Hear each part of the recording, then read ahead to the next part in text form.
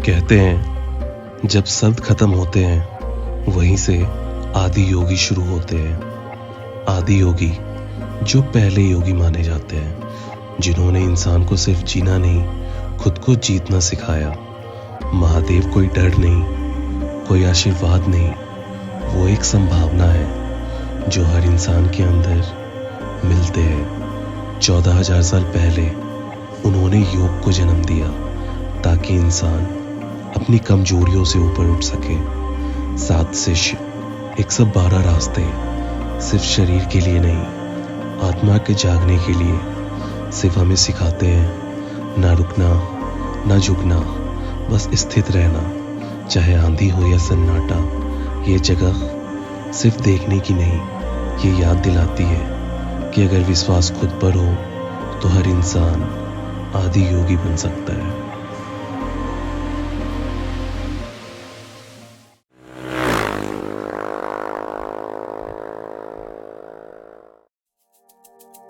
Welcome back to a new video and I hope ज़िंदगी अच्छी चल रही होगी, और अगर नहीं भी तो चलिए एक बार फिर से स्केप करते हैं, चलते हैं, देखते हैं रास्ते क्या दिखाते हैं आज।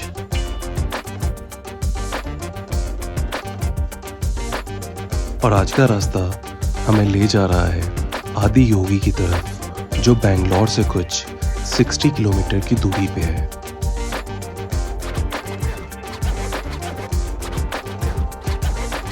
और अभी होसकोटे क्रॉस करने के बाद हम पहुंच जाते हैं इस सैटेलाइट टाउन रिंग रोड पर।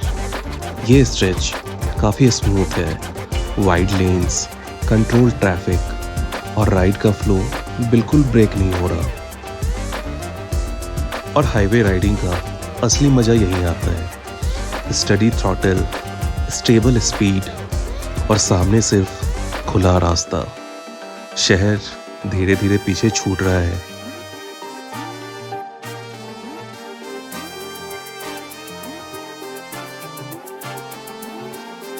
हाईवे पे राइड का एक अलग ही डिसिप्लिन होता है। स्टडी थ्रॉटल, सडन ब्रेकिंग नहीं होती और फोकस 100% रोड पर होता है। दोनों तरफ ग्रीनरी ग्रेजुअली बढ़ रही है और हवा का प्रेशर हेलमेट के थ्रू क्लियरली फील हो रहा है। अभी हील्स स्टार्ट नहीं हुए पर route clearly wrong right mood में शिफ्ट हो चुका है। ऐसे सफ़र में स्पीड इम्पोर्टेंट नहीं होती, कंसिस्टेंसी इम्पोर्टेंट होती है।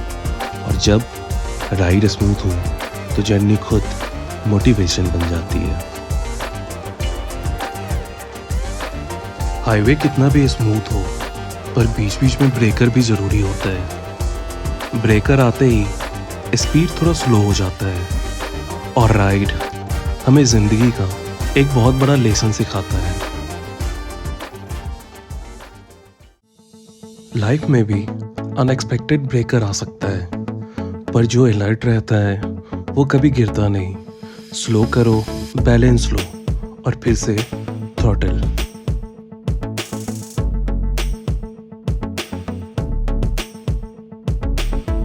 फिर से हाईवे अपना सा लगने लगता है और बाइक दोबारा अपनी स्पीड पकड़ लेती है। यही तो मज़ा है राइडिंग का। रुकना पड़ता है पर रुकते नहीं। हर स्लो डाउन के बाद एक स्मूथ कमबैक होता है। अब रोड फिर से क्लीन स्ट्रेच दे रहा है। दोनों तरफ ग्रीनरी फास्ट ब्लर हो रही है।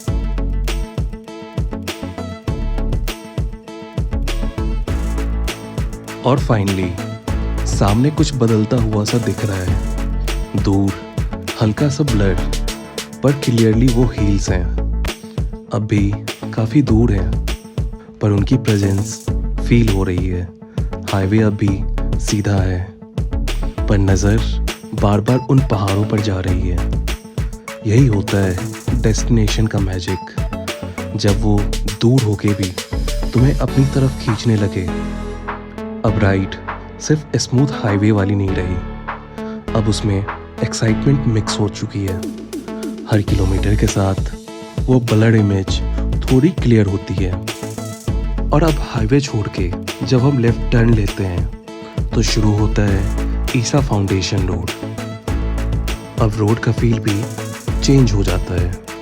ट्रैफिक थोड़ी बहुत बढ़ जाती है और स्पीड नेचुरली स्लो हो जाती है और एनवायरनमेंट थोड़ा ज़्यादा शांत। दूर से जो हिल्स ब्लर दिख रहे थे अब थोड़े क्लियर हो रहे हैं। ये वही रास्ता है जो आदि योगी तक ले जाता है।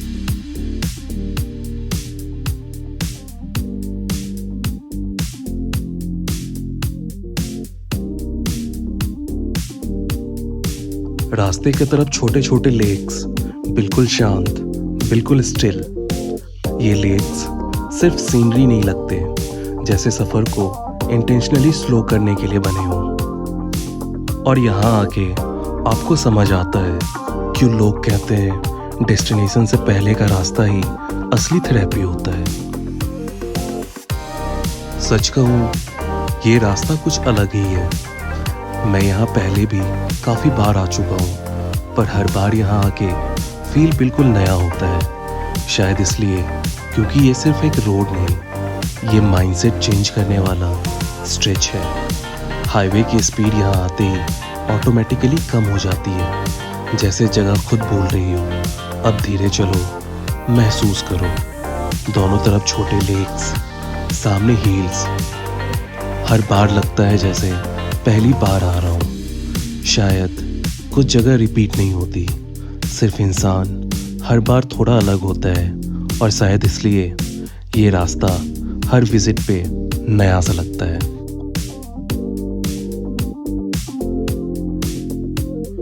यहाँ बाइक अपने आप धीरे हो जाती है क्योंकि नज़ारे कुछ ऐसे दिखते हैं कि आपका ध्यान बार बार रोड से हटकर इधर उधर चला ही जाता है।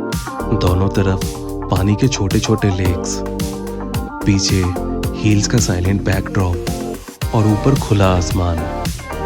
सच कहूँ तो यहाँ स्पीड मेंटेन करना मुश्किल नहीं, स्पीड इग्नोर करना मुश्किल है। पर राइडिंग का एक रूल होता है, नज़ारे जितने भी खूबसूरत हों, फोकस रोड पे ही रहना चाहिए।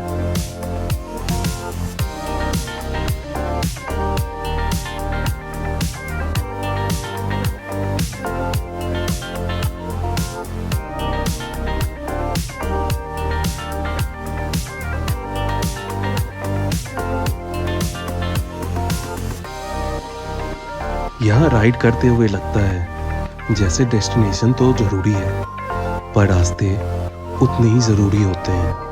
हर मीटर के साथ एक कामनेस सेटल हो रही है और अब क्लियरली फील हो रहा है कि हम सिर्फ आदि योगी की तरफ नहीं, एक अलग जोन की तरफ एंटर कर रहे हैं।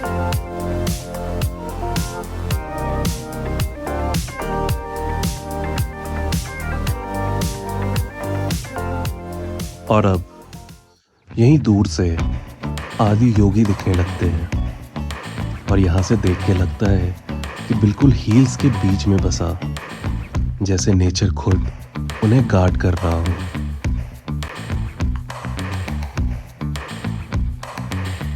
यहाँ से ये सिर्फ पहला ग्लिम्स नहीं, ये एक रिमाइंडर है कि डेस्टिनेशन अब सच में करीब आ चुका है।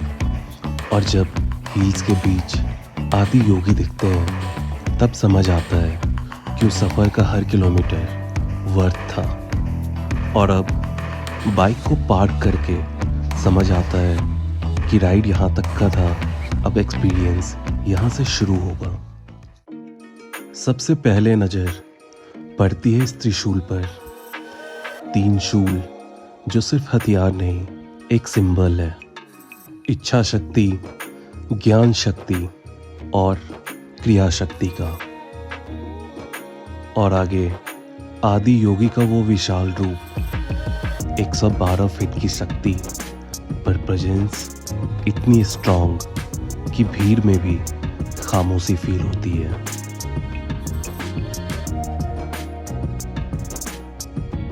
यहाँ आके समझ आता है ये सिर्फ एक टूरिस्ट स्पॉट नहीं, ये एक एनर्जी स्पेस है। यहाँ खड़े होके लगता है जैसे समय थोड़ा स्लो हो गया हो। लोग आसपास चल रहे हैं, पर सबका ध्यान सिर्फ एक ही जगह। आदि योगी को देखते हुए समझ आता है कि शक्ति हमेशा शोर में नहीं होती, कभी कभी वो पूरी तरह खामोश होती है। आदि योगी का ये स्टैच्यू, इसकी हाइट 112 फीट है और ये नंबर रैंडम नहीं है। योगिक ट्रेडिशन के हिसाब से इंसान के अंदर भी 112 तरीके होते हैं इनलाइटमेंट तक पहुंचने के लिए। आदि का मतलब होता है पहला। आदि योगी का अर्थ है द फर्स्ट योगी। योग की शुरुआत शिव से मानी जाती है, जिन्होंने 7 सप्तऋषियों को योग का ज्ञान दिया। स्टैच्यू का कलर ब्लैक है, जो इन्फिनाइट स्पेस यानी शून्य को रिप्रेजेंट करता है। योग में शून्य का मतलब है लिमिटलेस पॉसिबिलिटीज। आदि योगी के इस स्टैच्यू का इनॉग्रेशन 24 फरवरी 2017 शिवरात्रि के दिन हुआ था और ये दुनिया की सबसे बड़ी बस स्टैच्यू सिर्फ हेड और सोल्जर है और इसने गिनीज वर्ल्ड रिकॉर्ड भी होल्ड किया है। ईशा फाउंडेशन के द्वारा शुरू किया गया ये जगह ये तमिलनाडु के कोयम्बतूर में स्थित है।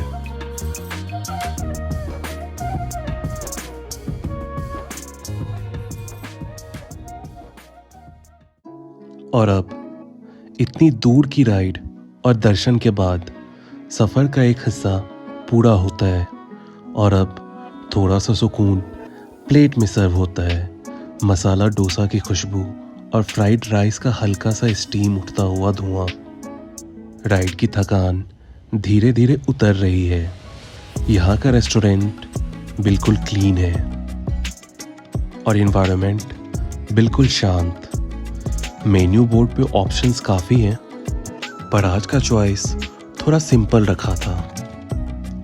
और रेस्टोरेंट से बाहर निकलते ही महसूस हुआ वक्त शाम में ढल चुका है। आसमान का रंग अब बदल रहा है। तो चलिए अब आदि योगी के रात का दर्शन करते हैं। यहाँ का सबसे बड़ा अट्रैक्शन आदि योगी laser show.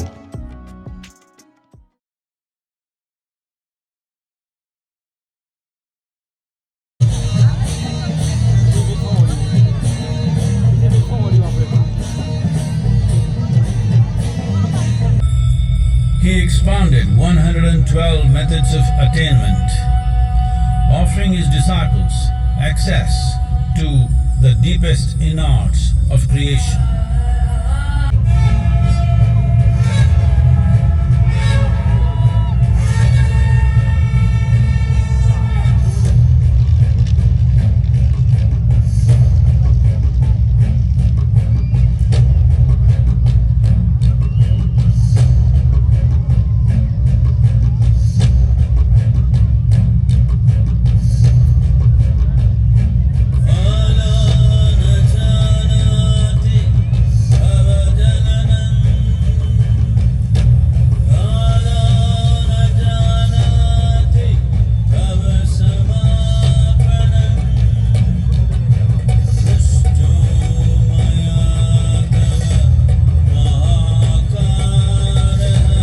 Intensity peaked, he became utterly still. People saw that he was experiencing dimensions. His ecstasy and intensity allowed him to transcend his physical form.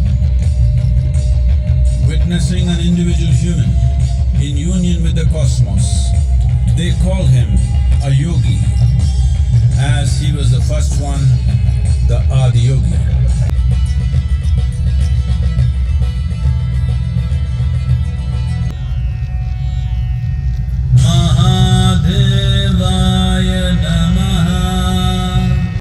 तो ये था हमारा आदि योगी का सफ़र।